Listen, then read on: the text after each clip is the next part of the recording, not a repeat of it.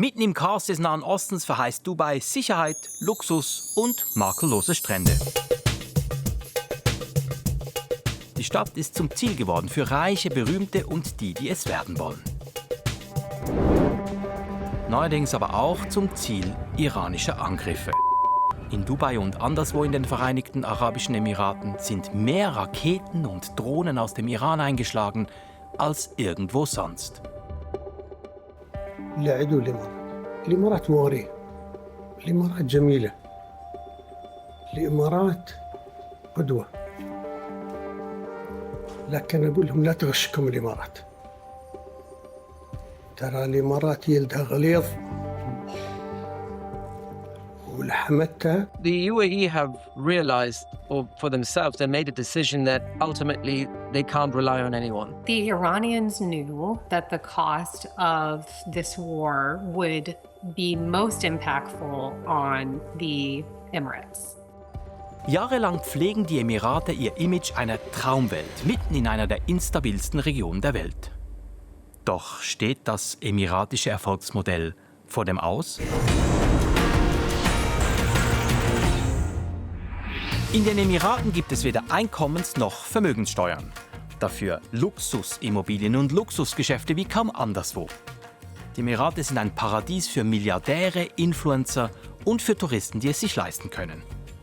Doch der Iran-Krieg lässt die Emirate in einem neuen Licht erscheinen. Ärger gibt es nicht nur mit dem Iran, sondern auch mit Saudi-Arabien. Wer genauer hinschaut, entdeckt unter der Glitzerfassade ein erstaunlich brüchiges Fundament.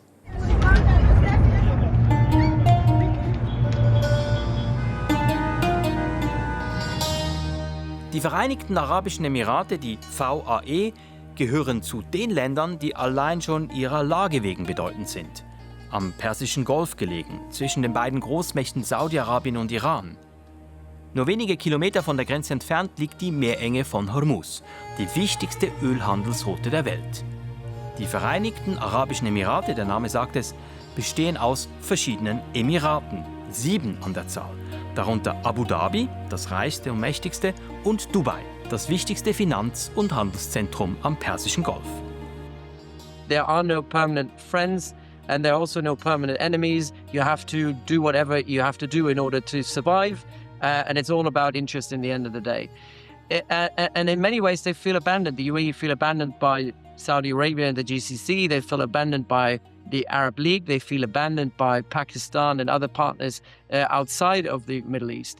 And they've come to the conclusion that ultimately they have to rely on themselves and they have to be resilient to sustain this pressure. Zuerst gehen wir in dieser Folge der Frage nach, warum Millionen von Menschen aus der ganzen Welt nach Dubai ziehen.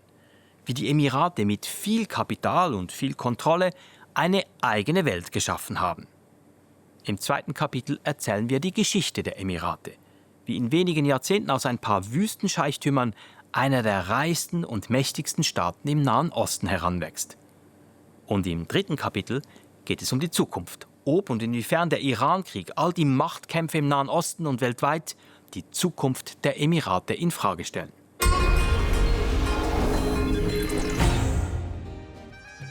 Für viele ist Dubai so etwas wie der wahrgewordene Traum. Sonne, Strände und Shopping. Kaum Kriminalität und kaum Steuern.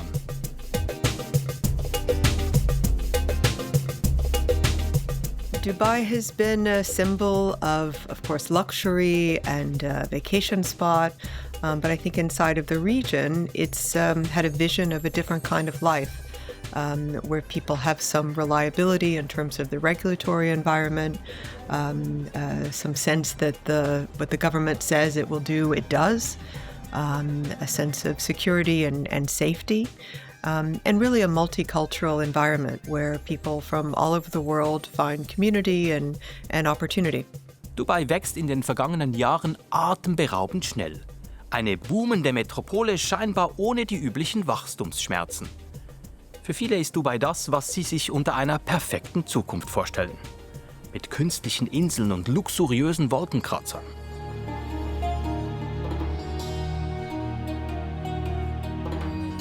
Dubai ist von Meer und Wüste umgeben und kann weiter wachsen.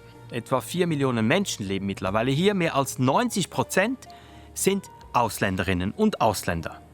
Superreiche und gut ausgebildete Expats aus den USA und Europa.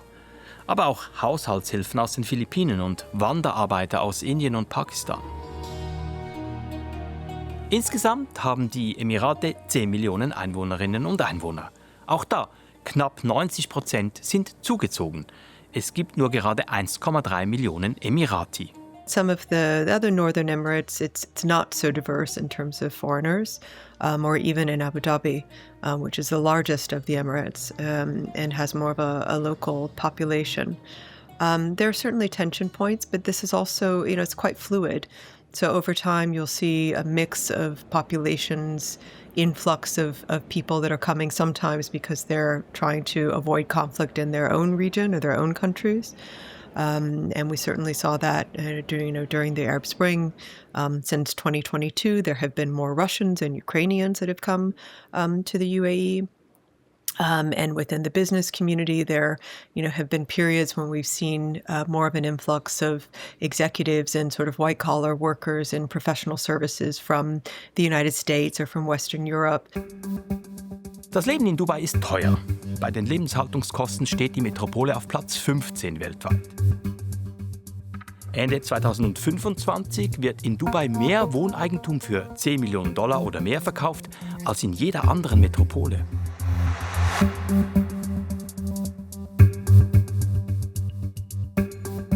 Am Anfang des sagenhaften Reichtums steht das Öl. Bei den weltweiten Ölvorräten liegen die Emirate auf Platz 6. Doch die Ölvorräte, das wissen die Emirati, sind endlich. Und deshalb nutzen sie die Öleinnahmen, um den Wohlstand für die Zukunft zu sichern. Mit Investitionen in neue Wirtschaftszweige zu Hause, von Banken bis Tourismus, von erneuerbaren Energien bis Logistik. Aber auch mit Investitionen im Ausland. Dubai wird innerhalb kürzester Zeit zu einem der 5 Top-Standorte für Hedgefonds, also für Fonds, die mit komplexen Anlagestrategien hohe Renditen erzielen sollen. Auch bei der künstlichen Intelligenz, der KI, wollen die Emirate ganz nach oben. Allein in den USA investieren sie sage und schreibe 1,4 Billionen Dollar in KI-Unternehmen. So among the 6 GCC states, the United Arab Emirates, is the most diversified of the others. These are all states that have traditionally relied on hydrocarbon revenues for government revenue. So the UAE has the least amount of hydrocarbon revenues in its federal budget compared to neighbors. That said, it's still an important source of revenue. Bekannt ist Dubai vor allem auch für den Flughafen, der zu den verkehrsreichsten der Welt gehört, als Knotenpunkt des internationalen Luftverkehrs.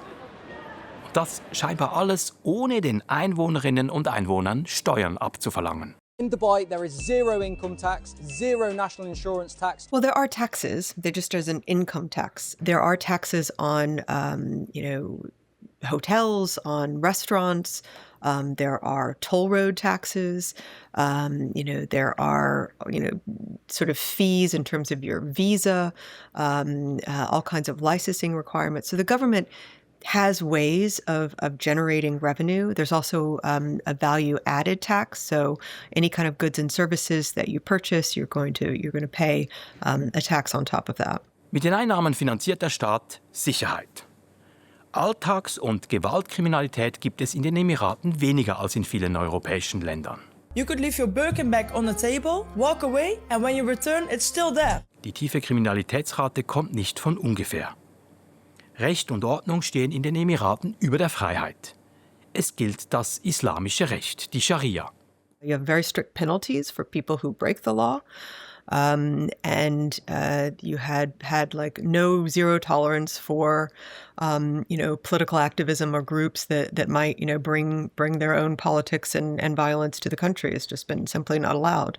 These are authoritarian governments, and so they do not allow political competition. And they tightly control with surveillance who is in and out of the country. And anyone who is not a citizen and is there is usually there because they are on a work visa. And at the will of the government, that visa can be revoked. And so people can be deported very easily. So it's a tight control on immigration. It's a tight control on the political space. And it's a tight enforcement of their laws. The UAE has created probably the most invasive security system anywhere in the world. You can compare it to China, you can compare it to maybe, even North Korea in many ways, in terms of that they have created a completely transparent citizen and a completely transparent tourist as well. It has the latest technology, buying it from the United States, from Israel and elsewhere, even from China. It has multi-sensors, which is not just cameras, but also the ability to tap into phones, and they do it quite frequently. They have complete control over the social media space. Eigentlich wollten wir diese Folge SRF Global vor Ort in Dubai drehen. Doch die Auflagen dort sind ziemlich streng. Strenger noch als in einem Land wie China. Wir hätten zum Beispiel nicht selbst filmen dürfen. They've clamped down on freedom of speech. People have disappeared and arrested, not just locals, not just Emirati citizens, but also Westerners and people from all over the world who've said the wrong things and have been arrested based on these cybercrime laws. And many people face years in prison for sharing things on social media. So there is no freedom of speech there at all. There is no academic freedom. There's no journalistic freedom. Der Deal ist klar. Luxus und Sicherheit für die, die es sich leisten können und die sich an die Regeln halten. Doch was passiert mit diesem Deal, wenn die Unsicherheit über das Land bricht? Wenn das Land von dem heimgesucht wird, was die Region drumherum seit Jahrzehnten prägt? Terror, Krieg, Angst.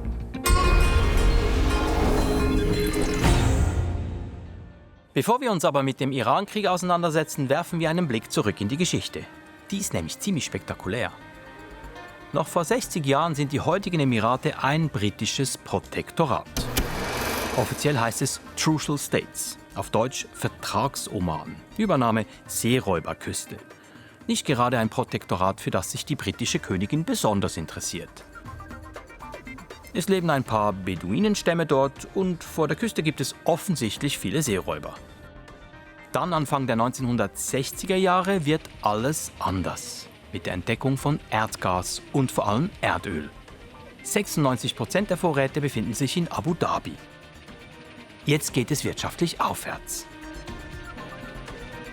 Der Scheich von Abu Dhabi heißt Zayed bin Sultan Al Nahyan. Er verhandelt mit den Briten über die Unabhängigkeit und wird zum Gründervater der Vereinigten Arabischen Emirate. In front of the crowd, surrounded by his bodyguard, is the ruler, Sheikh Zayed bin Sultan. Zayed's the leader of no more than 50,000 people, but he's one of the richest men in the world. 1971 werden die Emirate unabhängig. The various royal families of these smaller emirates came together and decided they wanted to create their own country and kind of a federation of all these smaller states, smaller emirates. Qatar was initially supposed to be part of it. Bahrain was at some point be part of it. And so there's been a back and forth, a lot of negotiation before the Emirates were declared as a federation to the extent of how big is this going to be. Am Ende sind es 7 Emirate. Jedes genießt innerhalb der Föderation recht viel Autonomie.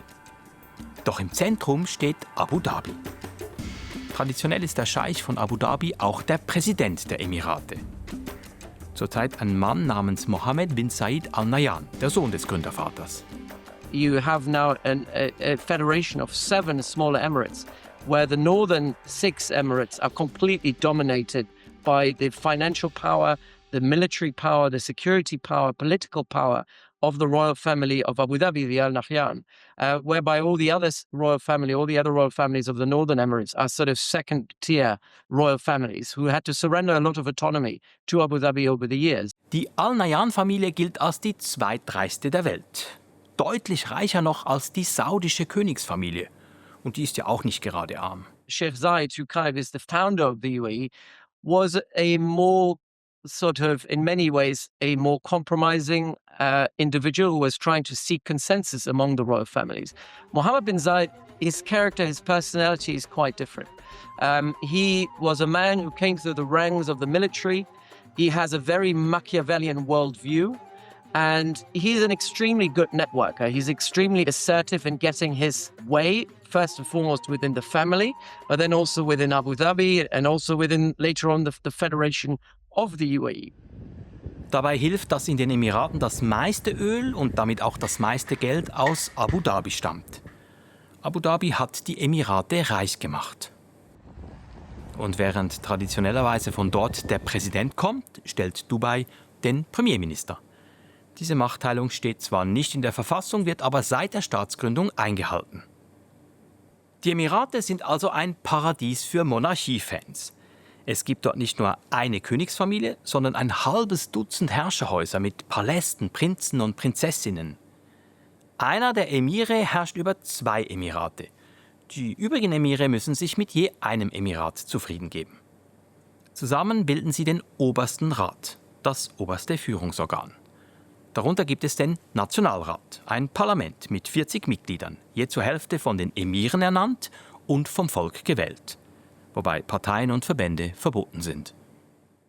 But what we've seen is that over the particularly last 15 years or so, since especially the financial global crisis, we've seen a complete centralization of power, centralization of governance and statecraft in the hands of the Al Nahyan of Abu Dhabi, very much at the expense of the autonomy of Dubai, Ras Al Khaimah, Sharjah, and other emirates in the north, who tend to be much poorer and require a lot of federal bailouts, which means a lot of money has come from Abu Dhabi into the northern emirates in exchange for surrendering autonomy and somewhat independence within that federation.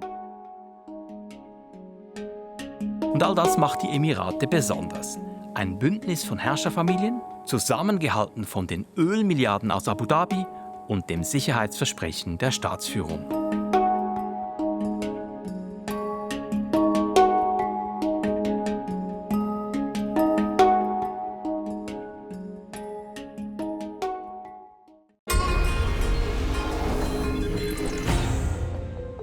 Doch mit der Sicherheit ist es gerade so eine Sache.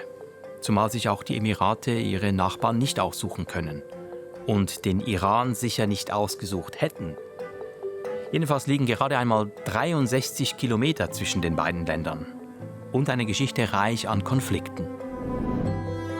In 1971, when the UAE were created, the previous regime of Iran, which is not the Islamic Republic, but the regime of the Shah, used that chaos of that, or the early vulnerabilities of that new federation to seize 3 of the islands that were Emirati islands, were traditionally Emirati islands. They seized them and occupied them, and that kind of created. And these islands belonged to Abu Dhabi, and that created, early on, a lot of contention and a lot of friction with Abu Dhabi in particular.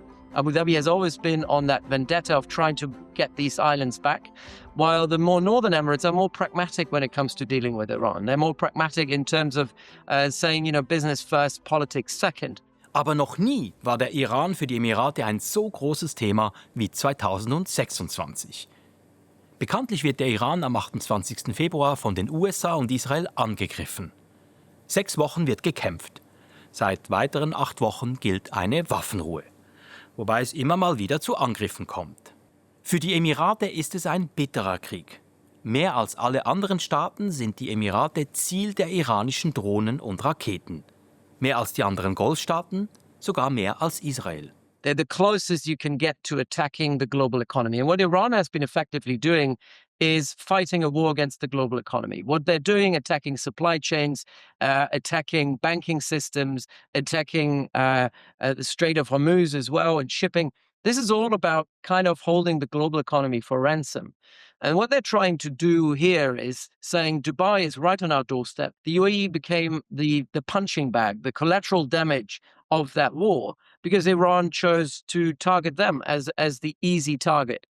And it was meant to drive up prices and costs and pressure on Washington, because the UAE are very well connected to America. Die Emirate sind für den Iran ein naheliegendes Ziel, allein schon geografisch. Und der Iran trifft ein Land, das weltwirtschaftlich von großer Bedeutung ist, das sich aber auch politisch als Zielscheibe anbietet. Schließlich stehen die Emirate den Erzfeinden des Irans nahe. Mit Israel unterhalten die Emirate gute Beziehungen auf der Grundlage des sogenannten Abraham-Abkommens von 2020. Und mit den USA sind die Beziehungen seit Jahrzehnten eng. Schließlich verlassen sich die Emirate, aber auch Katar und Saudi-Arabien für ihre Sicherheit auf die USA, dass die USA mit ihrer Militärmacht im Ernstfall zur Seite stehen. A lot of the Gulf states have felt as though the United States has not sought their opinion on things, of course, starting with the Joint Comprehensive Plan of Action, which was the US Iran nuclear deal. A lot of the Gulf states were very unhappy with the terms of that agreement and very upset that they felt like the United States had not brought them into the process for that negotiation. That trend has sort of continued. The Trump administration came in and had a policy of maximum pressure against Iran in 2017. That caused the attack on the Saudi Arabian energy facility, Abqaiq. And I think a lot of the Gulf countries saw the lack of response by the United States as disheartening and maybe concerning for what they thought that the security partnership would be. Jedenfalls sind die Militärstützpunkte noch immer da, in den Emiraten, in der ganzen Golfregion. Die Frage ist, was diese ganzen Stützpunkte wirklich bringen. I think the Gulf countries are just really feeling the heat at this moment in time and sort of wondering, this security umbrella, this regional security construct that the United States has promised, is that making them more of a target or is it making them safer? I think the answer to that at this specific moment in time is that they feel like it is making them more of a target. Für die USA sind die Sicherheitspartnerschaften vor allem auch ein gutes Geschäft. Denn die Partnerländer kaufen einen großen Teil ihrer Waffen und Militärgüter in den USA. Die Emirate im Zeitraum 2016 bis 2020 zum Beispiel 64%. But the UAE has really doubled down on the United States and Israel relationship in response to these attacks. And whether that's because they see the benefit of, if they weren't part of this regional security construct, how many of these drones and missiles would have actually gotten through their defensive systems. They see the benefit of that. But they're also doing a lot of defense trade with Israel now. This has grown in the last 6 years since the Abraham Accords. And it made the news recently that Israel had actually helped share an Iron Dome technology with the Emiratis. So it's clear that the UAE sees more of a benefit in this US-Israel alignment than they do with the rest of the Gulf. Zwar sollen in Zukunft mehr Waffen aus unterschiedlichen Ländern kommen, doch die USA bleiben bis auf Weiteres die Nummer 1 für die Emirate, aber auch für die meisten anderen Golfstaaten. Auch wenn im Irankrieg nicht mehr großflächig gekämpft wird, der Schaden ist angerichtet. Die Meerenge von Hormuz ist fest in iranischer Hand und damit auch der Öltransport übers Meer. Die gute Nachricht, das Land hat eine Ölpipeline gebaut. Und baut eine zweite. They have found a way to bypass the Strait of Hormuz. They've found a way to build a new pipeline. They are now independent of the Strait of Hormuz. That's not true, because the seaboard that the UAE have, where they basically border the Gulf of Oman, which would allow them to bypass the Strait of Hormuz, is still so close to the Strait of Hormuz and still within the area that the Iranians are now claiming to be part of their Persian Gulf Maritime Authority, or whatever they call it.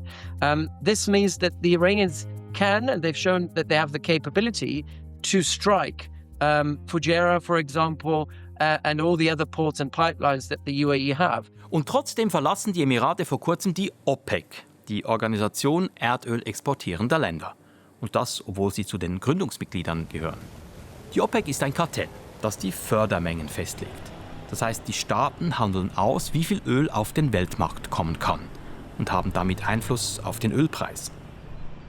The Emirates has been a part of OPEC for decades, actually since before the country was even founded, joined in the late 60s. And for quite some time, they've been investing in increasing their production.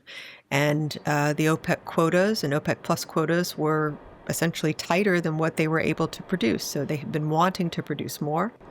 There's also a sense that there is, a declining demand over the next couple of decades of oil. And so the sooner you can get to market, the better. And there isn't an easy sort of silver bullet in the UAE that they can shoot in order to get themselves out of that quagmire, unless they find a way to engage with Iran, but also engage with their partners. And leaving OPEC is something that was a decision that was driven as much by this pursuit of autonomy as well as by the pursuit of trying to emerge and disappear out of the shadows of Saudi Arabia, making their own decisions of how much oil they want to produce. Es geht also bei allem, was Staatschef Mohammed bin Zayed gerade entscheidet, um viel mehr als bloß den Krieg gegen den Iran und die Meerenge von Hormuz. Mit dem Austritt aus der OPEC demonstrieren die Emirate Eigenständigkeit, Stärke. Immer geht es auch darum, die Abhängigkeit von den Nachbarn auf der arabischen Halbinsel zu verringern und aus dem Schatten Saudi-Arabiens zu treten.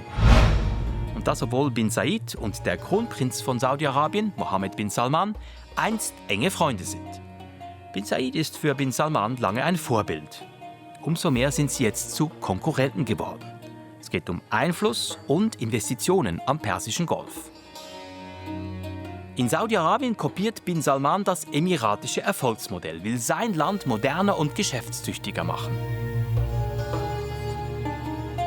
I've written over the years that I think competition within the GCC is actually a very healthy thing. What it's done is created more competition in the regulatory environment. They share a common Gulf security framework, a same culture and same background. But it's become clear that under Mohammed bin Zayed, the UAE has pursued its own agenda, and sometimes, if necessary, at the expense of Saudi Arabia.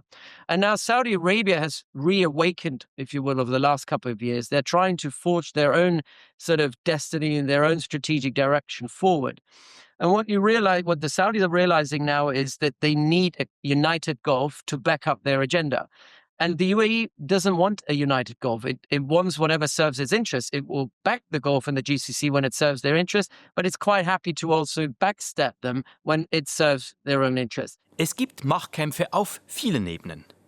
Innerhalb der Emirate, zwischen den Golfstaaten und im ganzen Nahen Osten. Doch was folgt daraus für Abu Dhabi, Dubai und die Emirate als Föderation? The United Arab Emirates is going to continue to pursue more nationalistic policies, which are in their own best interest. I think that's very evident by the fact that they've made this OPEC and OPEC Plus departure announcement. They've also been working really hard to diversify a lot of their defense relationships and reduce sort of this dependency on a single partner, and that includes the United States. So they're sort of opening up to more defense systems from Israel, as we mentioned, from France, from China, which of course the United States works to discourage, Turkey, South Korea. These are all places that I think the UAE is sort of diversifying their relationships with at the moment. And that's not to say that I think that they'll completely sever themselves from the rest of the Gulf countries. But it certainly does mean that they'll have more maneuverability to make decisions that are in their own best interest rather than just in the Gulf's best interest. I think they will be more defensive, right? You're going to see a hardening of energy infrastructure. You're going to see more spending on defense and military capacity. You're going to see the build out of redundancies in their energy infrastructure, a new pipelines under construction, for example. You're going to see probably more state surveillance and stricter immigration policy. There is this illusion in Abu Dhabi to think that they don't need the rest. And it comes down ultimately, if you're a small state, even if you aspire to be a middle power like Abu Dhabi, but you're still small, there are limitations of what you can do. And it comes down to geography and being a prisoner of geography. And the UAE realizes that they are a prisoner of geography, where they can't dissociate themselves from the rest of Arabia, or the rest of the GCC in particular, and they can't really just sail away and move somewhere else in terms of getting away from Iran. Iran is going to be there. So you need some sort of engagement and you need some sort of collaboration. Die Vereinigten Arabischen Emirate haben aus dem schieren Nichts einen Traum geschaffen. Wachstum und Luxus, Sicherheit und Stabilität inmitten des Nahen Ostens. Doch selbst die schönsten Träume, sagt man, gehen irgendwann zu Ende. Und gerade läuft für die Emirate vieles tatsächlich nicht mehr so traumhaft. Mehr zum Nahen Osten gibt es hier. Und weitere Geschichten auf unserer Streaming-Plattform Play SRF.